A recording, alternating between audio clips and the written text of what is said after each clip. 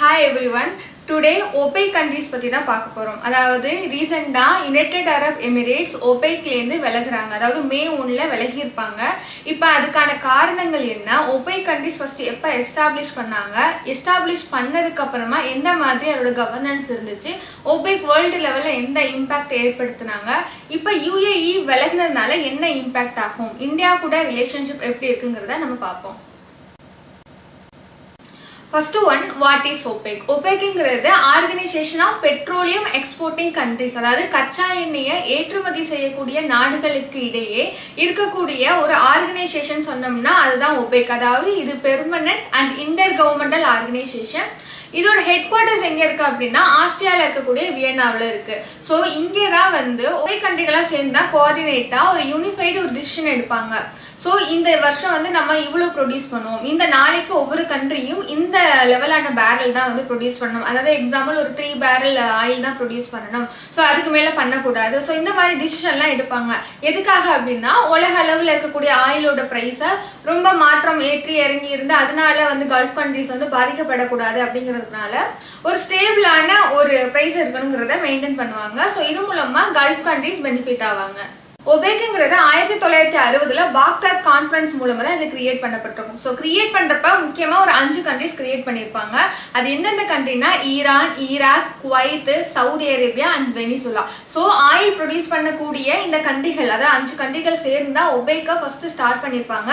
லேட்டரா other countries, gulf countries வந்து join பண்ணுவாங்க. அதுக்கப்புறமா 2016ல அதர் கண்ட்ரிஸ் வந்து ஜாயின் பண்ணுவாங்க.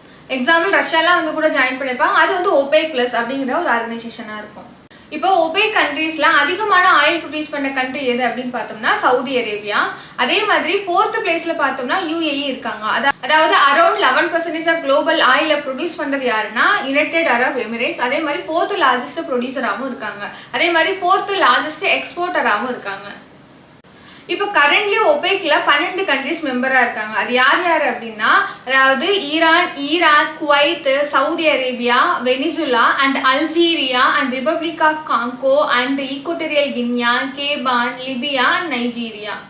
ஸோ 2016லேருந்து OPEC கண்ட்ரிஸ் மற்ற கண்ட்ரியோட சேர்ந்து கோஆர்டினேட் பண்ணுறாங்க. அது எந்தெந்த கண்ட்ரி அப்படின்னா Russia, Kazakhstan, Sudan, South Sudan, Malaysia, Mexico and Bahrain, Brunei. So இந்த கண்ட்ரிகளோட சேர்ந்து கோஆர்டினேட் பண்ணுறாங்க. ஸோ இது மூலமா 41% ஆஃப் குளோபல் ஆயில் சப்ளைவை அவங்க நல்ல அவுட்புட்டாக கொண்டு வர முடியுது.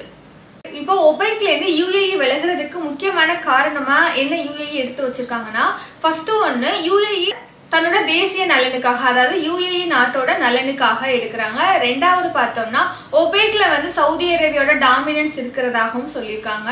மூணாவது இப்போ OPECல இருக்கிறனால UAEக்கு ப்ராஃபிட்டோ அதுலேருந்து வர பெனிஃபிட்டுங்கிறது ரொம்ப கம்மியா இருக்கு. இப்போ இதுலேருந்து விலகிட்டாங்கன்னா UAEக்கு more profit and more benefit கிடைக்கும் அப்படிங்கிறத சொல்றாங்க. அதே மாதிரி இப்போ வேர்ல்டு லெவலில் இது எப்படி இம்பாக்ட் ஆகும் அப்படிங்கிறத பார்ப்போம். ஏன்னா இப்போ ரீசெண்டா ஸ்ட்ரெய்ட் ஆஃப் ஹார்மஸ் ஈரான் கண்ட்ரோலுக்குள்ள இருக்கு. ஸோ இதனால ஆல்ரெடி ஆயில் சப்ளை கண்ட்ரோல்ல இருக்கு. இப்போ யுனைடெட் அரப் எமிரேட்ஸ் இப்போ OPECலேருந்து விலகி வந்துட்டாங்கன்னா அவங்க நிறைய ஆயில் ப்ரொடியூஸ் பண்ணி அதுக்கேற்ற மாதிரி வெளியில குறைஞ்ச விலையில விற்பாங்க OPEC கண்ட்ரிஸோட. இப்போ அந்த ஆயிலோட பிரைஸ் ஆனது சீப்பரா கிடைக்கும். அதாவது முக்கியமா ஏசியா கண்ட்ரிஸ்க்குலாம் நான் ஆயில் ப்ரொடியூசிங் கண்ட்ரிக்கு ஈஸியா கிடைக்கும். இப்போ கிடைக்கிறப்ப குளோபல் லெவல்ல இருக்கக்கூடிய ஆயில் சேஞ்ச், அதாவது குளோபல் லெவல்ல இருக்கக்கூடிய ஆயிலோட பிரைஸ் வந்து சேஞ்ச் ஆகும், இம்பேலன்ஸ் ஆகும். இப்போ OPEC கண்ட்ரிஸ் ஒரு ரேட் சொல்லுவாங்க, இப்போ UAE ஒரு ரேட் சொல்றப்ப யார் கம்மியான விலைக்கு கொடுக்குறாங்களோ அவங்கள்ட்ட தான் மற்ற நாடுகள் வந்து வாங்க போவாங்க. சோ அந்த மாதிரி குளோபல் லெவல்ல ஆயில் சப்ளை அண்ட் ஆயில் பிரைஸ்ல ஒரு இம்பேலன்ஸ் ஏற்படும். இது வந்து இந்தியாவுக்கு வந்து பெனிஃபிட்டா நான் பெனிஃபிட்டா அப்படின்னு பார்த்தோம்னா நிறைய வல்லுநர்கள் இது வந்து இந்தியாவுக்கு பெனிஃபிட்டா தான் இருக்கும். ஏன்னா நம்ம ஆல்ரெடி UAE ஆயில் வாங்கிட்டு இருக்கோம். இப்போ இவங்க வெளியில வரனால இன்னும் நமக்கு அதிகமான ஆயில் நமக்கு டிமாண்ட் இருக்கு. ஸோ இன்னும் அதிகமான ஆயில் UAE வாங்க முடியும். ஸோ அப்படிங்கிறத நமக்கு சொல்றாங்க. இப்போ OPECலேருந்து UAE விலகிறனால இந்தியாவுக்கு என்ன பெனிஃபிட் அப்படின்னு பார்த்தோம்னா, இந்தியாவில் இருக்கப்ப கரண்ட் கண்டெக்ஸ்ட்ல அரௌண்ட் 95% ஆஃப் ஆயில்ங்கிறது வெளிநாடுகள்லேருந்து நம்ம வாங்கிட்டு இருக்கோம், அதாவது இம்போர்ட் பண்ணிட்டு இருக்கோம். ஸோ அதுக்கு நம்ம அதிகமான டாலர்ஸை இந்தியாவிலேருந்து வெளியில கொடுத்துட்டு இருக்கோம். ஸோ இப்போ நம்ம UAEல கம்மியான விலைக்கு வந்து விற்கிறாங்க அப்படின்னா ஆயில கண்டிப்பா நம்ம என்ன பண்ணுவோம்னா கம்மியான விலைக்கு விற்கிற நாட்டுலேருந்து தான் வாங்குவோம். ஸோ அப்படி வாங்குறப்ப நம்ம இந்தியாவோட அந்நிய செலவாணிங்கிறது கம்மியாகும், அதாவது டாலருங்கிறது நம்ம கம்மியா ஸ்பெண்ட் பண்ற மாதிரி இருக்கும். ஸோ இந்தியாவோட டெவலப்மெண்ட்டுக்கு இது யூஸ் ஆகும்.